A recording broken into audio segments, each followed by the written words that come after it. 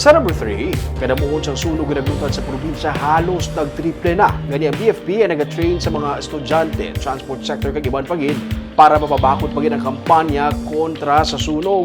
May report si Nico Delfin. Humalin sang Enero, naglabot na sa 296 ang kadamuon sa nagluntad nga sunog sa pila ka mga banwa kag syudad sa probinsya sang Negros Occidental. Halos triple ang ginsaka siniko ni kumparar sa records sang Negros Occidental BFP nga may 99 ka fire incident sa pareho nga period. Samtang may raman sang 72 na ka mga fire incident ang na-record sa Bacolod BFP.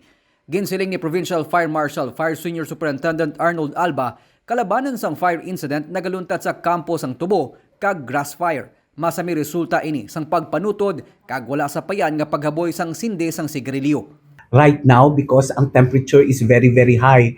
Did you know na 40 degrees centigrade kakaamo diri ang sa Negros Occidental, specifically sa Western Visayas. So, part of the causes, ang number one cause is open flames sa farmland. Dugang pa ni Alba, nakaapekto man sa kadamuon sang fire incident ang tig-ilinit. Gani kabahin sang pagdumdum sang Fire Prevention Month. Karon nga bulan sang Marso, magapatigayon sang training seminar ang BFP upod sa mga senior high school katapos ang transport sector kag iban pa agud mapasanyog ang kampanya kontra sunog sa mga komunidad.